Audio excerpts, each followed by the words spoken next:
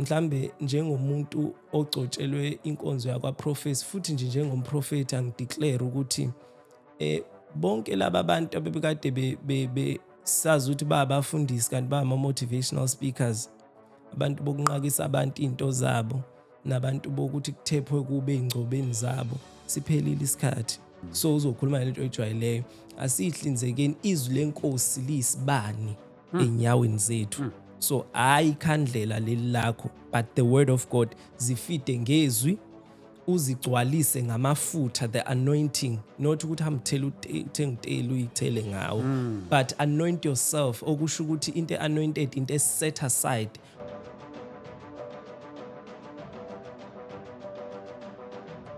Siyabingelela bazalwane egameni lika Jesu Kristu waseNazaretha. Thank you so much for tuning in. Siyabonga kakhulu bafowethu. Bingelelekani kuzona zonke izindawo la kufikela khona lolu hlelo lwabazalwane.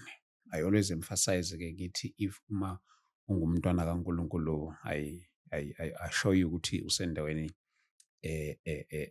right kakhulu. So thank you so much bafowethu egameni lika Jesu Kristu waseNazaretha. This is a Christian platform. If you are a believer, you are in a very right place. This is a platform whereby we engage on issues that has to do with the church, the body of Christ at large. So thank you so much, saints. ST Okadlamini. I am the child of God. Thank you so much, saints. Niyazi kwinqube yethu ke la ekhaya ukuthi before siqale uhlelo siyacela inkosi, because anything that you do outside the presence of God, it becomes a very big problem, even when you go. So we make sure that everything that we are doing, we do them in His presence. So yes, Heavenly Father, we thank you for hosting us here. In the name of Jesus, we pray, oh God, in the name of Jesus, as always, that you become the center of our daily church, that we host them here. In the name of Jesus Christ, Heavenly Father, we thank you, Lord, for granting us another opportunity. For that reason, oh God, we see the need of glorifying your name over and over in the mighty name of Jesus Christ. Heavenly Father, we thank you for loving us. We thank you for gracing us. We thank you, Lord, for always making sure that we are safe. Thank you for saving our soul in the name of Jesus Christ, our Lord and Savior. Amen. Yes, once again, greetings, saints. Thank you. Today, I'm joined by my brother here, Ozozi, introducer in no time. Let me take this opportunity ngibingelela khona ukubuka lapha for ngaphandle khona ngathi uyakuchecka la ngaphandle. Yes, so let me take this opportunity ngimubingelele ngimamukele egameni lika Jesu Kristu. Angifuni ukuthi aphazamiseke kusene conversation encane.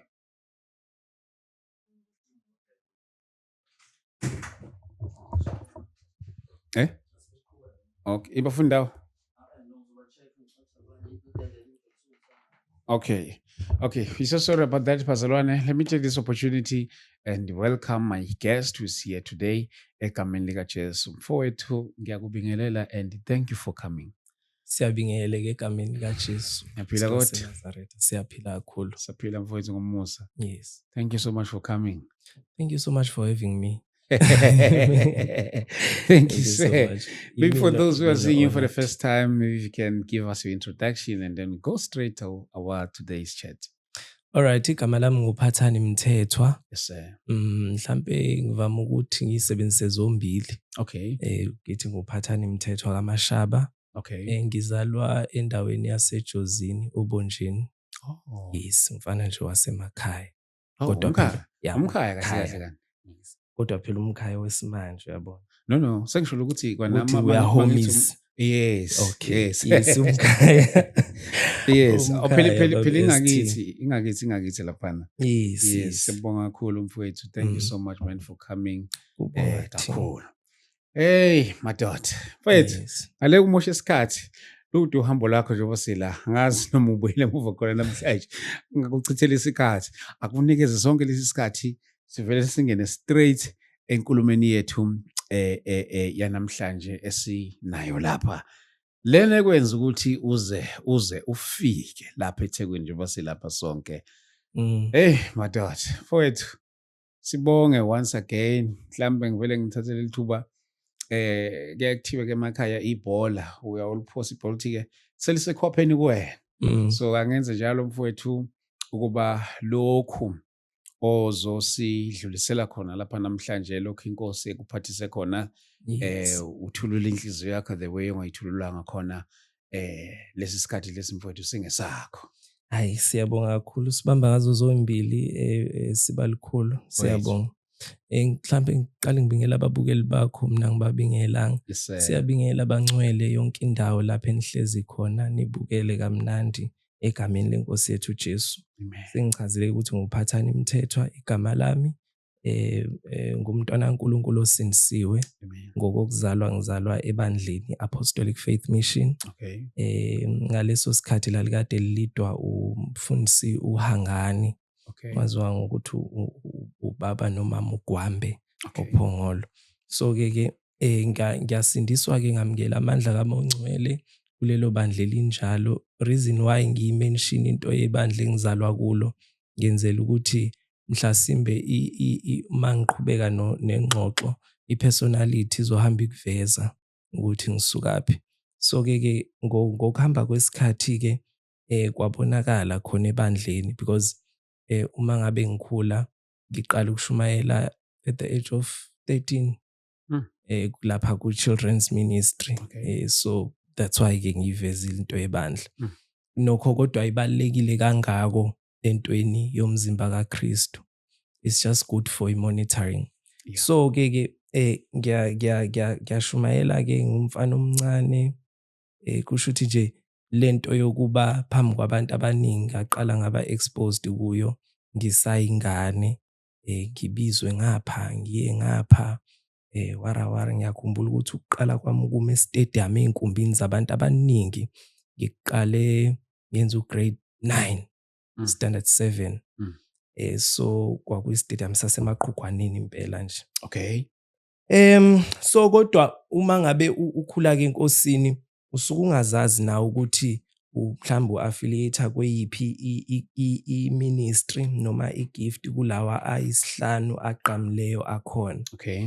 Kodwa nje wonke umuntu omaphambi kwabantu it happened ukuthi abazalwane bambize ngokuthi umfundisi noma bekuteketisa usamncane ba instilla leyo isikhule nje naye ukuthi umfundisi so ngijwayele ngisayingane uthi hey mfundisi mfundisi usayingane ke kodwa. So nami ngacabanga ukuthi hayi impela kusho ukuthi umuntu uyohamba hambe abe umfundisi. Kodwa ke uma ngabe sengifika ke eThekwini ngizofunda because ngifundile ngasiqeda isikole ngase ngiza ke eThekwini ukuzofunda ngangenza ijournalism kwenye yama colleges amakhulu la. Ngase ngizwa kubizo lwenkosi ngibizela kuyo. Ngaleso sikhathi ngizothini lento yayiveli kade ikhona before. Ngapha ebandleni sekucacile ukuthi udaba lwami lugijima kakhulu ngapha kwaProfesi. So mangifika la eThekwini ngizwe ukuthi hayi man lo muntu igama lami liyamenyezwa kwamanye amazwe kamoya. Bese ke ngiphindele ekhaya nginento ukuthi phela mina ngazi ukuthi umuntu mangabe ebizwa kufanele athathe itende nezitulo ayomisa imvuselelo ashumayele. Kanti angazi ukuthi mina olwami udaba lihlukile and lento engibizelwa kuyo angiyazi akaze kube namprofeti ngakithi. Ayikho into okuthiwa umprofeti engake ngayibona. Okukhona ilokhu esixwayiswa ngakho yabo. So ke udaba lwami ngelulapho ukuthi ngize ukuzosiza abangcwele abagijima kuyilane mina engigijime kuyona kungekho umuntu phambi kwabo ababukela kuyona ukuthi yabo esithi njengoba usuba Dlamini manje bakhona obaba obabukileyo before wathi mhlawumbe wazwayikhethela imase ngimdala yakho mhlawumbe ubaba umbatha ubabani ukuthi uyabona mase ngubaba ngizoba ubaba kanje ya. But ke kuyahluka mangabe ukhula uba yinto engazange ibe khona, Yo. ongazange wayibona. Yo. Uthole ukuthi kujeleka ngamatshe, Yo. sukume uthi manje kukhona umuntu okhulumayo othi khona into ethiwa, kuthiwa bazalwana asikhulekeni. Abanye abangcwele bave bathi eyi mhlawumbe bavele bakubambe nje bakuthandazele, bakudilive izinto kumuntu adlule kuzona lezo ukuthi kukhuluma inkosi ngidilivwe, kudemonizwe. Nokuthi-ke enye into mhlawumbe engizoyikhuluma ngayo kakhulukazi into ye-spiritual awakening. Nokuchaza ukuthi mhlawumbe angazi noma sengigijime kakhulu khona ufisa ukuthi-ke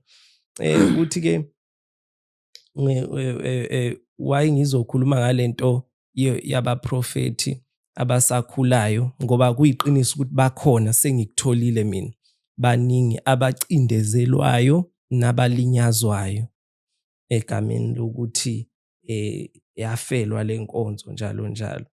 So-ke okunye okubalulekile mhlawumbe inkosi engithume kona kulapha angikunamathelise nezwi eliku 1 Peter chapter 4 verse 7, incwadi yokuqala kaPetro esahluko sesine ivesi lesikhombisa, elithi kepha ukuphela kwezinto zonke sekusondele, ngakho zikhuzeni nizithibe ukuze nikhuleke. Ngifisa ukusho bazalwane ukuthi kungakuhle sibhizi siya-enjoya, silungiselela ukuya kuma-Good Fridays, senza ama-events amakhulu, kukhona abakhuzwayo, kukhona abangalaleliyo, kukhona abalalelayo, abanye baphenduka, abanye baphenduki.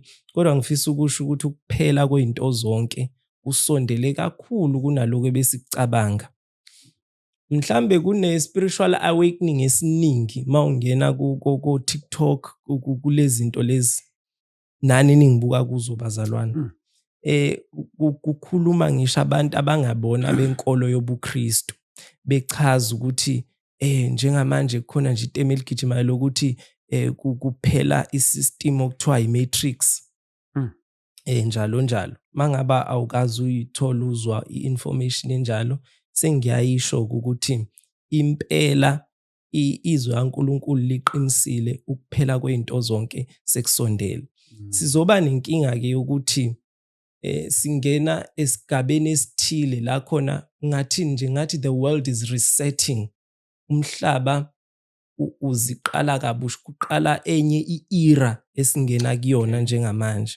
So njengoba umhlaba kuresetha, sizolahlekelwa iy'mpilo zabantu abaningi, also sizolahlekelwa izinto ey'ningi esijwayele ukuzibona zenzeke emhlabeni, into yokuvuka ekuseni mhlawumbe emsebenzini njalo njalo. Sesibonile bazalwane, it's not a secret, akuyona imfihlo ukuthi even our president usekumemezela ukuthi there's gonna be into obizwa ngokuthi digital ID. Yes. Also siyabona lapha kungeniswa into zama-robot emisebenzini, imisebenzi eminingi, iy'nkampani ziyavalwa, ku-shutter down. So ngifisa ukusho ukuthi mhlambe njengomuntu ogcotshelwe inkonzo yakwaProfesi, futhi nje njengomprofethi angideclare ukuthi bonke laba bantu abebekade sazi ukuthi babafundisi kanti bama-motivational speakers, abantu bokunqakisa abantu into zabo, nabantu bokuthi kuthephwe kube ey'ngcobeni zabo, siphelile isikhathi. Ngoba manje uzobalutha ngani abantu uthi yamukela iyeza into yakhe ethile, iyeza imoto yakhe ethile, kuyashutha down okukhona. I-economy ishona phansi kakhulu kunokuthi inyuke, futhi akusinto ozoyifastela, yinto vele izwi elayiprofethayo. Ufunde uRevelations chapter 13 uma ngabe ungayikholwa lento engiyishoyo. Okunye mhlampe umuntu-ke angakusho ukuthi sike sabona, ngazi uma ngalimenshina igama lakhe, ubhuti lo bekade nje ama-videos akhe circulator, mhlawumbe angilimenshine ngoba yes, ubaba u-Enigma. Oh yes. Ngibonile ukuthi abazalwane abaningi ngathi bamthukile, kodwa bakhuluma izinto nje ezikabi ngaye. Kwashiwo nokuthi uqamba amanga, warawara, kwakuningi nje okukhulumekayo, kwaze kwafika entweni yokuthi kuze kugcine kugconwa ngisho isimo sakhe sokudaleka. yebo. So ke ngifisa ukusho bazalwane ukuthi okuningi abekade kukhuluma kuyiqiniso. Mhlasimbe sishawa ukuthi emzimbeni kaKristu ngoba inkosi ingivusile ngendluzula enkulu ukuthi ake ngivuke ngigijime ngenze lezi zinto. Ezani na eze School of Prophecy ukufundisa abaprofeti ukuthi kuprofethwa kanjani ngoba akusiye wonke umuntu obe nephupho nombono okufanele ukuthi awuchaze. Okay.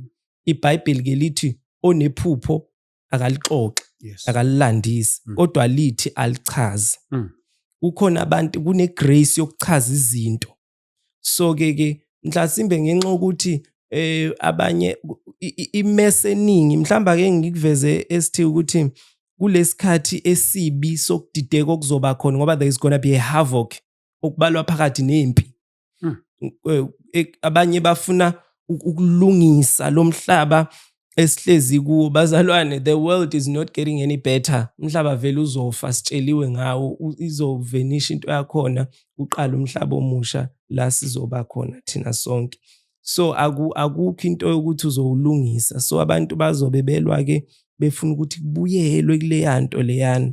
Yes, so kanti into ikaNkulunkulu ziyaphambili kuleso simo ke sokuchitheka kwamagazi nokuresetha komhlaba. The church will be governed by prophets from now going onwards. Maybe just 1 second to take you back nje kancane kule issue le ya Enick. Yes, baba. Honestly, myself, I'm one of those who did not endorse everything that he said. Oh, okay. You see, okay. I did not. I no. Look, I don't do that. Angconi. I look so aweza wabai. Ngamba ne-intercessor phela la. Indodana yamanje. Mangabe umuntu ephenduka sinqaka ngokusheshsha simthandaze. Angiphendukile Enick. Okay. So ngisho lo ukuthi I'm one of those who never endorsed everything. I sure. No. Let me not say everything. Who never endorsed some of the things. Actually, most of them that he said. Okay. You see. Mhlambe noma ngasakuvezanga ukuthi kuphi nakuphi kodwa okukhulu kakhulu, it was an issue of umhlaba omnyama. Oh, you see, okunye futhi okay mhlambe nje noma ngasakubala yes kodwa ngifuna ukubuza la ekuthenini ukuthi mhlawumbe sengaba indlela nje okunganaki kwethu iziphi lezinye izinto cha maybe wayengashawa mhlawumbe indlela yokubeka. But I believe ukuthi ngiyakhumbula nami asaqala ukuvela. We had an episode naye wakwafika lapha sivakashela. Is it? Yeah. Okay. So after that we had an episode then ngamtshela omunye umfo ngathi I believe Enick must saw something. Maybe angashawa indlela yokubeka. You see. So lokho kwangenza ukuthi ezinye zezinto ezinye bezibaleka uthola ukuthi no angi-endorse le. But iziphi lezinto ekwenza uthi wayeqinisile. Okay. Mhlambe angiqedeli ukuthi the church will be governed by prophets. Okay. Bese ngisho ukuthi njengangesikhathi abantwana baka-Israyeli uzongixolela ke inceke yenkosi ngenzile yona itheology kodwa ngiyena umfundisi sebayoyisotha out abafundisi leyo ukuthi ikuphi eBhayibhelini. Ngesikhathi abantwana baka-Israyeli bethunjelwe ezweni elithile kwavuka abaprofeti abaningi bathi ningalimi ningenzi lutho nje olitheni ngoba vele inkosi izosikhipha la. So kujwayelekile ukuthi emhlabeni noma abanye bekwamukela ukuthi umprofeti kodwa bakwamukela based on abaprofeti abathile ababazi ngemuva baqale ngaleso sikali ukuthi siyazi ukuthi umprofeti kumele aprofethe kanje. Kube inkinga mawusuqhamuka uprofetha enye into bona abangayijwayelanga kodwa eshiwo inkosi. So ke kwase kuvuka kumprofeti othile wakhuluma into against lento yokuthi ningalimi ningazihlinzeki ngoba sosheshe siphume. Angithi laba prophet ukuthi sosheshe siphume bamjwayela uNkulunkulu Israel emophula. So bese bethi hayi uzokwenza njengasemhleni, kanti ngaleso sikhathi isikhathi esinjengo 2026 ngeke sisiphume.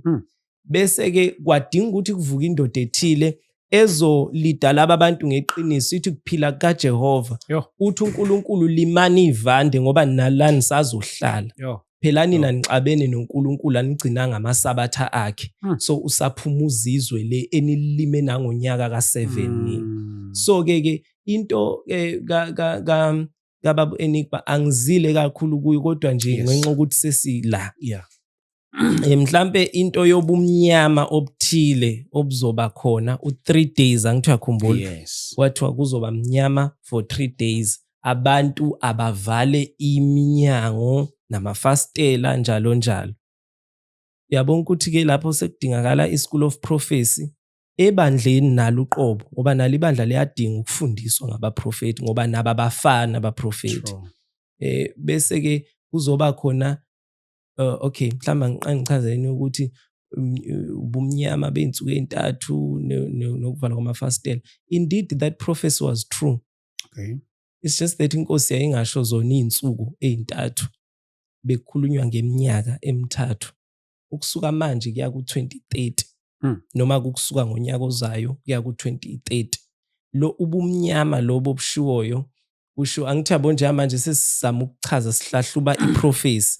Ilento ofanele ngabe yenziwa kwiSchool of Prophecy, uqeqeshwa abaprofeti ukuthi ihlahlubwa kanjani iprofesi, uncengwa kanjani umusa wokwazi ukuyichaza.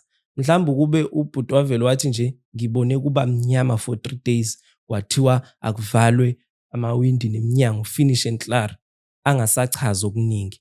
I-darkness ezweni isho ukuthi kungabikho nkosi eright elawulayo, neither upresident or anyone osemagunyeni. So ngenxa ukuthi ke kungekho umuntu in charge noma accountable for abantu, leyo nto isukisho ukuthi kumnyama ngokwaka spiritual realm. Bese kuzoba into yokuvala imafastela lapho. Ngiyakhumbula nje abantu bathenga blackmail, ngahleka nithi inkosi yami awubheke lapho, bathenga blackmail aba understand ukuthi kuthiwani, naye futhi lo prophetila ka understand ukuthi kuthiwani. Yamafastela neminyango ama openings amehlo, indlebe, imlomo, ukuthi bekumele sivala amehlo ethu kulo 3 years ozoba khona whereby singazi ukuthi izwe libheke phi lidukuze bumnyameni. Kumele ibandla livale la libe semthandazweni, livale indlebe because kuningi kwamanga okuzoqhamuka uzama ukulidukisa. Omunye umsindo uzoqhamuka kwi community eyaziwa ngokuthi iyibandla, eyaziwa ngokuthi isizwe esikhethiweyo. Omkhulu umsindo nehavoc izoqhamuka lapho. Udingeka ibandla livale indlebe. Njoba nanivala nje bazalwa namafastela, ungabona phepha mnyama nezinto, valani indlebe kanjalo ngoba lezi zinto zoqhamuka la emafonini. Valani futhi nemilomo. Eba khona umuntu obuka lapha. Ngicabanga ukuthi kuyayenza isense kancane. No, I get it. So in other words, it was right ekukhulumeni about the darkness, but lokho ukuthi we needed to buy amakhandlela, I think kwashini kanjalo. Kanti kuzoba mnyama ugesi ngeke ube khona. Yomele I think sosenze no paraffin. Ngixolele makuthi ngimnyama isikhoti, but ngizama ukukhumbuza nje lento. Okay, ngiyabonga ukuthi ngise kwi-angle bese ngikhohliwe nengayizwanga futhi ngaleso sikhathi. Ngicabanga ukuthi lento yokuthenga amakhandlela ilento kumele abantu bayenze yokuthi bazifide izwi, because the candle mhlambe ngokwesikhathi sethu kube kwakuyilesa sikhathi bezothi gcwalisana izibani ngamafutha, ikhumbula into ayisho Jesu intombi ezishumi zagcwalisa izibani. Kodwa ngoba kwamanje into irrelevant amakhandlela, the Holy Spirit will use into oyijwayeleyo. Remember uNkulunkulu akwazi ukukhuluma ngaphezulu kwengqondo yakhe into okwazi yebo. So uzokhuluma ngento oyijwayeleyo. Asihlinzekeni izwi lenkosi liyisibani enyaweni zethu. So ayikhandlela leli lakho, but the word of God zifide ngezwi, uzigcwalise ngamafutha, the anointing, not ukuthi hamthela uthenga uteli uyithele ngawo, but anoint yourself, okusho ukuthi into anointed, into set aside for uNkulunkulu, ebekwe eceleni yabekela uNkulunkulu, zigcina ungcwele. Wow. Yes, Wow. ube enlightened ngezinto, but through the word of God. Yes. Okay, no singaqhubeka ngalokho ngikurevolve kuleka and bengithi angikubuza ngayo. Yes. No Yeah. problem baba, siyabonga Yes. kakhulu. Mhlambe uku-eda kuloko singasho ukuthi abazalwane ababe seyindaweni kakhulukazi eyisemakhaya sekukhulunyiwe kakhulu ngalokho. Ngumuntu ke usually othi wena babu ST Dlamini mange ngezwe into nje ngendlebe yami yenyama, whether i-information noma yini, ngayizwa nje ixoxwa, angibe ngisayixoxa njengeprofesi ngoba sengizwile, yabo. So kodwa sisale sesikusho nje ukuthi abantu abayithengi imihlaba emakhaya, ba-investe khona, bakhande izinto eziyama-borehole, angiprofeti lokhu sengikuzwile. Noma inkosi bikushilo kodwa sengikuzwile ukuthi nabanye bayakusho. Kwenzeni bazalwane? Based on leyanto ubaba Enigmat ekhuluma ngayo ukuthi zihlinzekeni ngelight njalo nokunye okuningi. Okay. Yes. Angazi makukhona okunye. No singadlulela phambili. Alright, siyabonga kakhulu. Mhlambe sengikhuluma indaba ukuthi ukuphela kweinto zonke esekusondele zikhuzeni nizithibe ukuze nikhuleke. Mhlambe itheku lisebhadini lokuthi liyo experience more noma kulaka likaNkulunkulu oluningi ukunamanye ama cities. Why? Because liyenye yama cities angayikhuzi. Okay. Yes, into wrong eThekwini into enormal. Kukahle nje yonke into. Futhi nje inormal ngalendlela emangalisayo. So zikhuzeni bazalwane nithibe ngoba ukuphela kweinto zonke sekusondele isho inkosi. Ngisho ukuphela kweinto zonke mina ST lokuthi uzophuma usukujwayela ukuthi mhlambe ngiphuma ngijiba ukhiya wemoto yami, ngibe ngistarter ngiphume ku driveway wami omuhle, ngingene esitolo ngibingelelwe i-security nomuntu osebenzayo njani. Imagine ilife egcwele impilo, egcwele abantu. Phela kwayo yonke leyo nto kusondele, everything is gonna shut down. Uye kwi-ATM ngabe uyo withdrawer, ufice kuthiwa awuvumelekile ukwenza lokho, noma kwayona i-ATM ayisekho because ucash lo uphathayo nawo awusekho. Mhlambe 4 years back ngeke ngaba nenkinga ukuyilahla imali baba Dlamini. Okay. Ngiyilahla nje imali namaphepha mangiphuma esitolo noshintshi lo enguphetheyo, mhlambe ngithenga i-airtime noma islip, ngizoyifonqa nezilip ngifake emgqonyeni. Ngenxa ukuthi ngumuntu okhohlwayo, ekhaya baqale bangakunaki yabo, until ngize ngiye enkosini mina ngiyobuza entabeni yemikhosi ukuthi uNkulunkulu yini kanti lento eyenzeke empilweni yami ukuthi mina ngizophatha imali ngiyilahle. Ivele bengathi into nje engathi iphepha nje lingathi shu elingasho lutho. Wayesengitshela umuntu wathi, remember uNkulunkulu mangabe ekhuluma nomprofeti ukhuluma ngento ezomthinta yena ngqo. Yes. Emhlabeni enhlizweni. So kwakumele kulahleke imali yami ukuze ngizwe leya message. Just nje ukuze uNkulunkulu angitshela ukuthi le mali oyiphetheyo izophelelwa ivalue masinyane ukusuka manje. 4 years back. Ethi ke izoba amaphepha njengaloku izwe amaphepha nje niyoyilahla kanjalo. Because there's gonna be digital currency angithi. Sure. Ngaleso sikhathi mina bengazi lutho ngento zabo digital currency. Phela ngisiye nomuntu ogudi kulezi zinto zama cellphone no lezi zinto zo technology. Yes nje nolalela kakhulu lezi zinto, mina umuntu wazi ukuthi kuyathandazwa every time. Yes, so ke yayilokho mhlambe okunye ke engakunamathisela ngezwi kulezi zinto esengiyishiloyo ezokuthi kunomuntu ofanele abeke umbono awubonileyo unjalo, bese kuba khona umuntu noma ke kunengxenye yombono uxoxwa unjalo, bese kuba nengxenye eyimfihlakalo yombono. Uzobuka kwiSambulo chapter 1 verse 19 kuze kufike ku-20. mhlambe elinye lalamazwi singalifunda just nje. Yeah. Yes, kuzoba uJeremiah chapter 1 uverse 13 kuya ku14, noJeremiah 23 verse 28. Lapho kuJeremiah 23 verse 28 ilapho kukhulunywa khona ngokuthi onephupho makalixoxe Okay. iphupho, bese kuzothi onezwi alisho, okusho ukuthi umuntu onezwi ngaphakathi kwakhe alishare izwi. Yes, bese kuzoba uIsaiah 43 verse 24, lapho okuvezwa khona ukuthi ukhona, mhlawumbe singa-check-a, uvule kuphi baba? Mina khona bengilicheck leli belilinka nalento obuyisho manje. Oh, okay. Yeah. Mhlawumbe umuntu akamcheck masinyane uIsaiah, ukuze ngoba uIsaiah yena uzongilidela kule engifuna ukuyisho okugcina. Yes. Isaiah ba? Isaiah 43 verse 27. 43 verse 27. Okay, ufundeka kanje. Uyihlo wokuqala wona. Okay. Kuthi ngiqala ku26. Uzozwakala kahle. Ngikhumbuze masahlulelane isho wena ukuba ulungiswe. Uyihlo wokuqala wona abahumushi bokho bangihlubukile. Sorry, ngicela ungiphindele abahumushi bakho.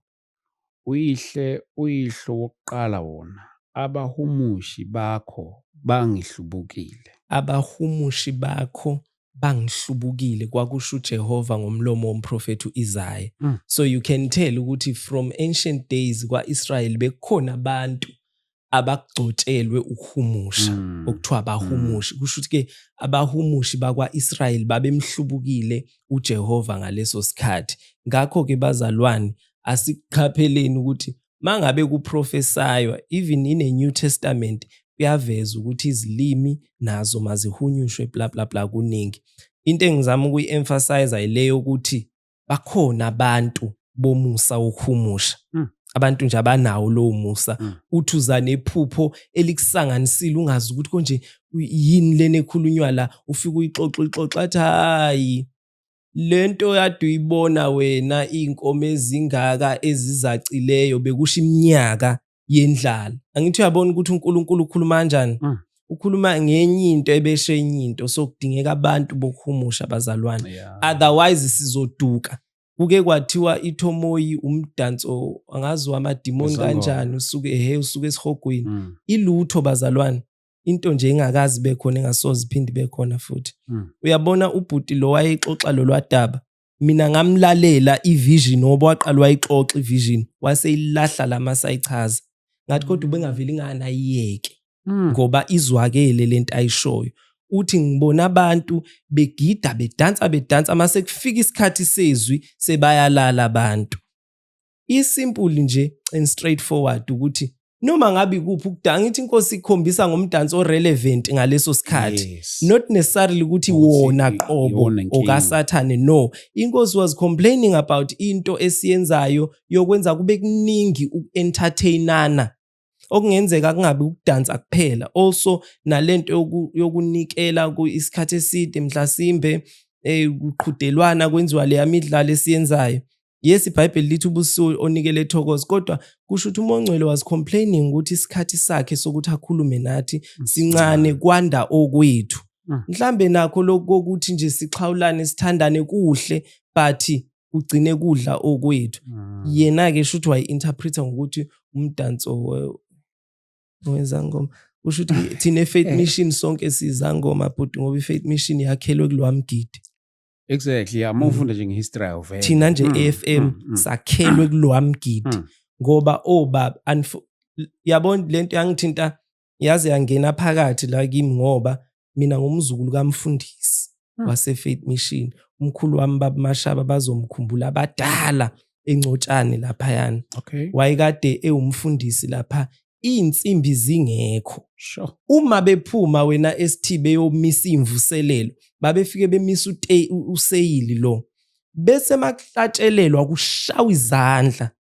Kushawa izandla because there was no keyboard ngaleso sikhathi, kodwa kwakufuneka imphefumulo ibuyile ezekhaya. So kuza kanjani ukuthi into eyithuluze elisebenza umsebenzi omkhulu kangaka liphenduke libe la kaSathane? Kusho ukuthi bonke abantu abasindiswa ngaleso sikhathi baye esihogweni. Nathi sisasesihogweni. Na onke nje amabandla asenangizaneni asesihogweni. So sikuqapheleni bazalwane ukuzama ukuchaza.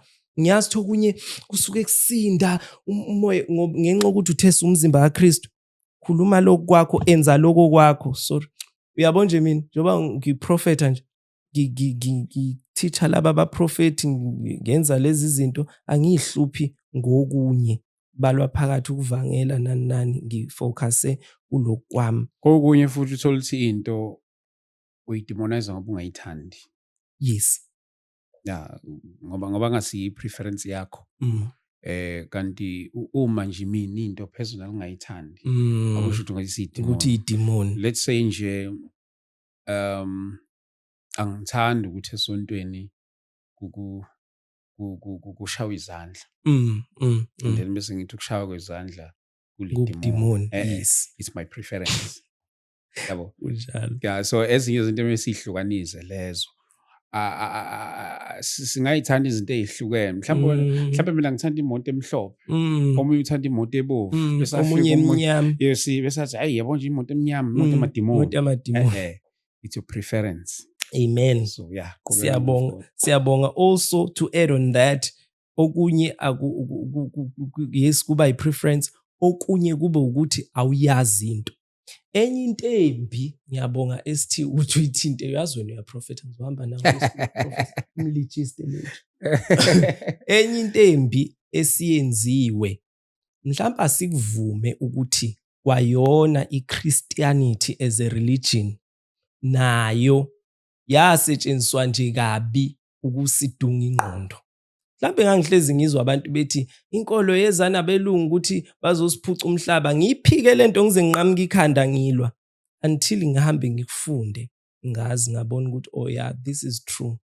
So into ye religion yonke inama nala yini la lezi zinto lezi ezifakwa amahanisi ukuthi focusa wena kulokho otshelwa kona kuphela ubusungacabangi. Manje ke mina vese ndalo yami nje ngiyakuzonda nje ukuyilibalisa. Ngiyakubona lokho ukuthi kukhona abantu abane low IQ ngokudalwa kanjalo kodwa kukhona abantu nje obonayo ukuthi lo muntu usemncane kabi lo into ayikhulumayo ukhuluma into irrelevant ngokwesikhatha kuso nakubantu akhuluma kubo akezwakali uzilibalisa yena ngamabomu ukuze mhlambe ngazi masuke sizama ukujabulisa abadala bebandla noma kanjani uyayibona. Yes, so bese ke sigcine singafuni nakwazi nje okunye enye into thina sifuna ukwazi lokhu kuphele sikwazi. Angibuze ST mangabe ngifuna ukwazi kwenziwa yini ukuthi ufake iwatch elihle, kwenziwe yini ukuthi ube ne studio esikanje whereby uzo invite abantu with different mindsets and different doctrines kodwa ba amaKristu. Ucabangeni yabo than ukuthi ngisukume ngime lapha ngithi mina ST nje kahle kahle uthanda ukubuka. Hawu yonke into ade ngingayicabanga nje ngive ngacabanga lokho kubi yebo. So we need to ask kuba kufanele sibuze ukuthi into yethu moyiqalephi yini yona le. Omunye wayethandaza uvela lapho wena dila amasayi uhamba mkabuyela kwalasha thomo yebitheni yona le. Uyambona ukuthi une confusion. First of all, awukwazi ukucast idemon ongalazi. You cannot fight nento ongayazi. That's why thina abantu be deliverance we start by checking ukuthi lo muntu lo ukwaSathane uthini code yakhe yokungena. These things abantu abangafuni ukuzazi ukuba exposed kuzo yayibo. Ngoba ngifanele ngazi ukuthi ngilwa nani la demon lini lele ngilwa nalo. Manje uconfused ubhuti uyabona ukuthi ngokwempilo nje umuntu kufanele ngabe uyabuza ukuthi yini thomoyi angavuthi. But because we were taught ukuthi into ephambene nomuzwa wethu ngaleso sikhathi kumele siresponde ngomthandazo, uzophuma umthandazo nemibuzo at the same time. Kanti asikusebenziseni bazalwane ingqondo mongcwele okusihlakaniphisa kuyena okusifathuzisa. Amen. Bese ngiya kule yanto yokuthi mhlasimbe okunye ilento ngike ngezwa ngiyabonga ihlalo zakho zinhle. Sibonga. yabo nasebandleni lakho mawungimema ungihlalise kuzo. Khululeka. Amen. Kuthiwa ngibone omunye nje umprofetikazi angazi lo mama ukuthi uyini kodwa usemdala ngenkulu inhlonipho nje ekugxeka ukuthi kuhlalelwani kosofa abani labo sofa balapha kwi-front row ebandleni. Okay. Kodwa manje indlela esenza ngayo bazalwane imbi ngoba abalungisayo nabo balungisa kabi. Othunyelwe ukuthi asho okuthile okukhuza nayo kwenzeka kabi uyabona. Mhlasimbe bekufanele awubuzi ngani. Uzuye ku TikTok nje uyosho ukuthi amayosofa bakabi fanele kulinganwe ebandleni awubuzi ngani. Okunye nje uvela ukubona uhlangane nakho lapho ubone ukuthi ukungavuthwa nokubahlaza kwakhe ngoba lo muntu kuba uhambe waya kumfundisi wakhe kuqala abuze ezinye izinto ebezoyithola. Akukaze bazane kwalingana ibandla nabapriest kusukela endulo. Ngisho kwaSathane ama-devil worshippers amadala nasanda ukujoyina walingani ngokwama ranks. Ezangomeni ogobela namathwasa akulingani ngokwama ranks. Even endlini yenkosi akulinganwa nje inhlobo. Yes ibandla elilodwa sonke we will all be judged equally but not ngifuna ukuthini ngifuna ukuthi sonke sizojudgwa ngokulinganayo but accordingly. Okay. Yes inkosi izokwahlulela ngalokho onikezwe kona. Yabona nje inkosi ikunikeze power engaka ukuthi ukwazi ukuhlanganisa South Africa kanje. Mangabe ungafaka ezinye izinto la uxove lo msamo kaNkulunkulu omhle kangaka inkosi yokwahlulela according to what God has given you. Ngeke uNkulunkulu angehlulele mina ngama buildings mhlambe adayisa ama drugs because I'm not owning any building azanginikeza ibuilding yebo. So also nabefundisi will be judged according to ibandla linikeze ukuthi aleluse their capacity. Ngokwe capacity yakhe. Bese kuzoba ke ilento yosofa ke bazana osofa bakumnandi ukuhlala kubo ukahle nje futhi akukho wrong ngakho. Enye into yabona njoba ngiseThekwini nje la kufanele ngiqandeke ngibheke ekhaya eJozini.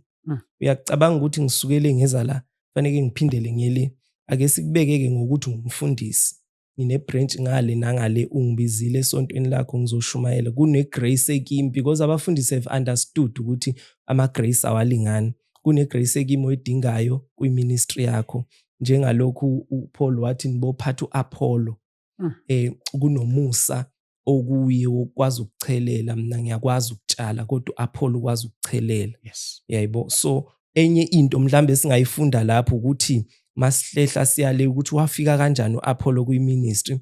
uApollo wafika ngoPriscilla nomyeni wakhe mabehlangana naye. iBhayibheli lithi wayebhizi efundisa kodwa efundisa egcina embhabhadisweni engazi ngoJesu ukuthi uJesu wafika wafa wavuka kwaze kwehla namandla kaMoya oNgcwele for bonke abantu abasindisiwe. Wayeseke uPriscilla nomyeni wakhe bamcela uApollo bakhuluma naye ngasese.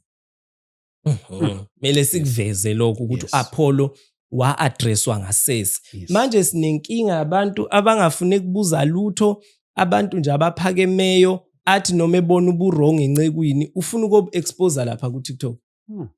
Awumbizi ngani lo mfundisi ohlala esofeni uyombuza ngasese ukuthi inceke inkosi uhlalelani. Mangabe ikuthumile inkosi ukuthi ukhulume naye umfundisi lo ya ukuthi akasuke osofeni ngoba inkosi mhlambi isense ipride kuye. Angithiwa iProphet when thunywe uNkulunkulu awukhulumi ngani naye eceleni kanti awuyingani kuye umuntu kahle kahle. Kwaphelelaphi ulokhu kwaNathan uprofeta aqonde ngqo uDavid inkosi. Futhi nakhona mawuya kumuntu omkhulu ngoba uNkulunkulu kubekile ngokwendlela mhlamba ngikusekele ngezwi ukuthi akulinganwa. Okay. Sikusekele ngezwi uJeremiah 15 verse 1 ulontunjani uNkulunkulu ukhuluma noJeremiah umprofeti uthi noma bekungama uMose noma uSamuel bese eqhubeka ke echaza udaba lwakhe okusho ukuthi uNkulunkulu umention ama-figures awu2 abantu abekade bengamconvince ukuthi aguquke kulento angafuni ukuguquka kuyo. Uthi ke noma ubungalanda bona ngeke ngize ngiguqule lento. Yebo. So leyo nto ikutshela ngokusobala ukuthi bakhona abantu abaserenkini ethile kuNkulunkulu angaconsider mhlambe mangabe besho okuthile. Yes. Also yes. naye uMose masimcheka uyakhumbula ukuthi iBhayibheli lithi wayekhuluma noNkulunkulu kube ngathi umuntu ekhuluma nomhlobo wakhe. Futhi uMose wayedonswa eziswe entabeni kuzothiwa ke ngikhuluma iTestament elidala. Wayedonswa ezentabeni azoxoxa noNkulunkulu abantu kuthiwe bangayithinti nokuyithinta intaba nenkomo zingadli ngisho onyaweni lwayo intaba ngenxa ukuthi abantu ama-ranks abo kuNkulunkulu awalingani. U-Isaiah reason why ngikhuluma lezi zinto is because i-prophecy iyona yodwa i-ministry mhlambe enga-emphasizanga kakhulu kwi-Testament elisha, not because ayidingeki but simply because it's the same prophecy ye-Testament elidala. Ukusebenza komprofethi weTestament elidala nelisha kuyafana. Akukho lutho olushintshileyo. The only thing uJesu ayenzileyo fike nje wayikhuluma lento lapha ku Ephesians ngisazi lapha athi khona wabiza abanye ngoba babapostoli abaprofeti yes. 4 verse 6 yes. So uyabona ukuthi lapho ke kuyaveza ukuthi nakuleli testamente isakhona into okuthiwa iProphecy party. Akukho okuningi okuzokhulunywa ngayo because iTestament elidala is all about prophecies. Lingabo nje ibona bebebhize ezweni ngesikhathi kuqala kubekwa amakhosi umprofeti uyena okhona noyihlonzayo inkosi kuningi, so bekuzoba i-waste of time ukuthi ifakwe nangapha futhi ngoba manje na ikhona ngale. Also siphinde sihlangane nayo lapho sekuthiwa khona oprofethayo ungcono kunokhuluma ngezilimi kuseTestamenteni elisha bazalwane. Ngenzela ngophela siyalwa sinjalo nje. U-Isaiah 43 verse 28 uthi besike samfunda konje 43 verse 28 lawa bangihlubukile. Okay. Kodwa ngifuna leyana ku verse 28 babudlamini ethi othi ngiyifunde mina. Verse 28 ngifuna Isaiah 43 verse 28. Ufunda kanje noma afunda nje umsho wodwa lo phezulu ilo heading cha ku 28 or 28. So I disgraced the dignitaries of your temple. Okay, uthi ngifunde ngelikaMageba phambi nomfana waseJozini. Ngidumazile izikhulu zendlu engcwele. Sungayiqhubekela kuyifundele kodwa usuzwile ukuthi ikhona izikhulu zendlu engcwele. Uma esithi kukhona abantu abakwazi ukuthi lithi lixabene ubendle ibandla bese kusukuma indoda eyodwa iresolve leyo issue, asikwazi ukuyilinganisa nabantu bonke. Akukwazi ukuthi ngathi futhi abazali nje bayivumela beyiphikisa. Abafuna abafundisi ba-honorishwe yethi iBhayibheli khona lapha ku-New Testament lithi izisebenzi ezisebenza endlini yenkosi zideserve a double portion ye reward emhlabeni. So bese sizothi thina hayi suka njalo le double portion eyalaba ba against into ye pastors appreciation. Yes. Ngoba iBhayibheli lona qobo lithi abantu abasebenza nje endlini yenkosi bayideserve i-double portion. Bengisathi ke wena esithe kwakhe uma ngabe kuzoba ukuthi ngisuka la ngihamba i-distance and ngiyendaweni ethile usho ukuthi kufair yini kodwa mzalwane ukuthi ngiyalingana nawe mina wena ovele wasuka ekhaya weze esontweni nje straight wafika wahlala walalela izwi lenkosi. Lo muntu lo okay angakalekisi ngami ngoba kuzoba ngathi kunempaka amanyana. Asithathe nje inceke kaNkulunkulu egijima indawo zonke ihamba ishumayela. Nisho lo ukuthi sekuyisono kangako ukuthi ithole at least indawo ecomfortable because umgogodla lo esikhuluma ngawo. Ubukade uhleze emotweni for the whole day for 4 hours. Usuka kule ndawo uya kule uhambisa indaba zenkosi. Mawufika kule ndawo yakuyona fanele uhlale ugunguluzwe isitulo esizokuhlalisa kabuhlungu. All in the name of when you humbled. Ulimala ispine ke wena ke ngoba wena ufanele abantu babone ukuthi uhumbled. Ibingekho nini indlela besingabuka ngayo ingceke ukuthi ihumbled. Uyayibona?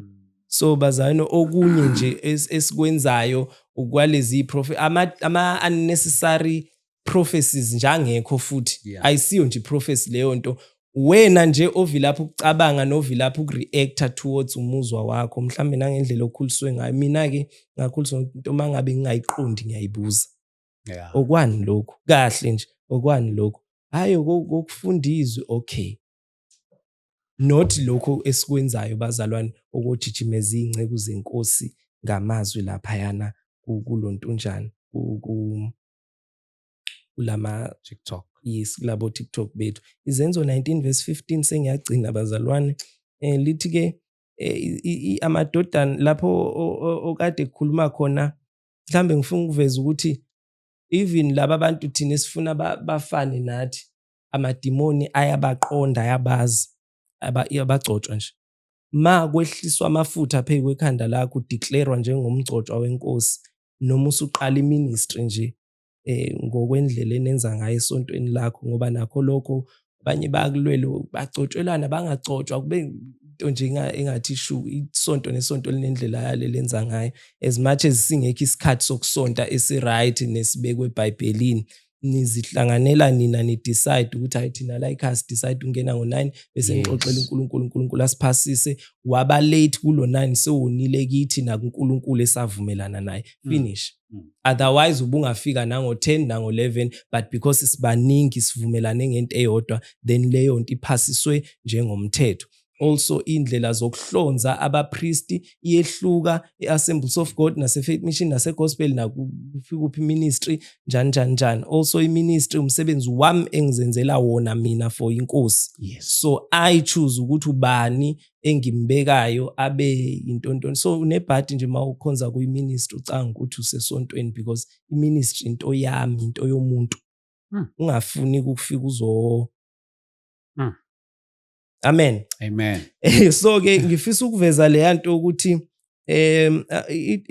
kwizenzo 19:15 kukhona abantu amadodana kaSkeva Yeah. umpriest wamaJuda kuthiwa abona Paul bethandaza bekhipha amadimoni nawo ayasuka lamadodana ayathandaza ngegama lika Jesu phumani madimoni athi namadimoni uverse 15 athi uJesu siyamazi noPauli siyamqonda meaning mawubiziwe the ama authorities asezweni likamoya ayaqonda though angeke azakwazi uyabona nje mina lethu awangazi amadimoni but ayangiqonda ukuthi ngihlobo yebo and they know amadimoni ukuthi ikuphi la kufanele angalokotha adlalele khona nawe njengomuntu ogcotshiwe because they understand you ayaqonda athi ke nani ngoba can you read that man of God nge-English ithi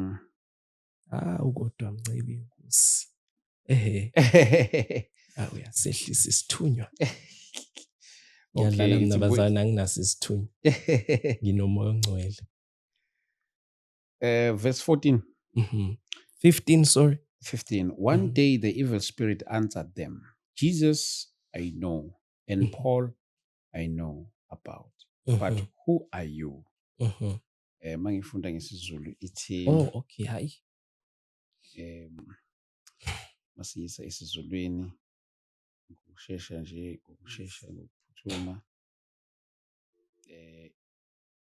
Zulu verse 15 yes kepha umoya omubi waphendula wathi kuwo uJesu ngiyamazi noPauli ngiyamqonda kepha nina ningobani na yabona ukuthi asilingani kukuyi-New Testament la ingane zamfundisi lezi zithandazela umuntu okhwelwa amadimoni zabazalwane nazo masilingana nezingcebo sibabizelana abafundisi pho masezisixaka uyayibona ukuthi sidinga ukuyilungisa leyo nto bazalwane ngoba asilingani so ke bengifisa ukusho lokho bazalwane ukuthi abantu abagcotshiweyo they deserve honor iBhayibheli lithi give honor to whom it is due nikeza inhlonipho kuloyo ofanelekileyo ukunikezela ngenhlonipho kubagcotshwa akwenzi ukuthi mhlasimbe baphakame noma senzela bona yazi ukuthi ngiqaphela into eyodwa esithi ukuthi ukunikezela ngenhlonipho kulabo efanelekileyo kubo kusiza thina. Uyazi ukuthi ngazi abazana abaningi kabi abajwayele abafundisi babo, therefore izimo zabo azibalaleli abafundisi babo. Ngoba manje makuqhamuka umfundisi kuye engqondweni yakhe kuqhamuka one of those people abaziyo, yabo. Ayikho leya nto ethi nangumuntu wasezulwini ozoqhamuka kube nomehluko othile mayikhuluma izwi kube noshintsho oluthile empilweni yami. I'm not saying abafundisi abakhonzwe babe oJesu, but all I'm saying is that ukhona irank ethe thuthu okufuneke sibabeke kuyona abantu abathunyelwe empilweni zethu. Mhlambe ukuvala kulelo phuzu lelo wobuza kulo wesifazane owaphi konje lo wesifazane lokwakuhlezi kudlula umprofeti wayesemakhela ikamela eliphezulu. Oh yes. It's not important ama details, into ebalekile le ngifuna ukisho manje. Ngishilo ngathi ovama ukujwayelana nomfundisi neBhayibheli. Vele uEnigma washo wathi amakhandlela so athandeni nalikhandlela jwayelana nalo mangishinto wena uzokhumbula. Yes. Bese ethi ke iBhayibheli lithi lo mama wamakhela wathi sombekela uthi lwesibani nento okugeza inyawo njalo medlula siyomcela angene la. Uyazi ukuthi lo mama loyana umzi wakhe yena wayengenalo ikamela eliphezulu ukunaleli lalo mprofeti wayedlula. True. True. Lo mprofeti wayebekelwe ikamero eliphezulu ukunelamnikazi womuzi. So all in all uyamdinga nje umuntu ozothi mase eshilo into noma abade uzoyenza ubusungayenzi because umenzele iupper room. Not ukuthi yena azisho yena kuwe ukuthi njoba ngibona nje kanjani, but you create an upper room for a specific person othunywe uNkulunkulu pheko impilo yakho ukuthi nje yazini noma bekuthiwa into bengiyithanda but just because uzibani usekushila ukuthi angeke ngisakwenza. Mangabe ulifundizwe uzothola ukuthi lo mama kwaba kuhle for her ukuthi athole indodana ngokuthi ubeke lo muntu wenkosi phezulu. Lo muntu wakwazi ukubuka observe la ekhaya akugijima ingane egcekeni ngoba wayebekwe kwi-upper room. Kunezinto ezizokuhlupha Enigma for umzalwane othile okwenzele i-upper room enhlizweni yakhe. Uma ethintwa izinto bese sithi abafundisi bayakhetha yevesi bayakhetha abafundisi, nathi siyakhetha nje thina abazalwane siyakhetha.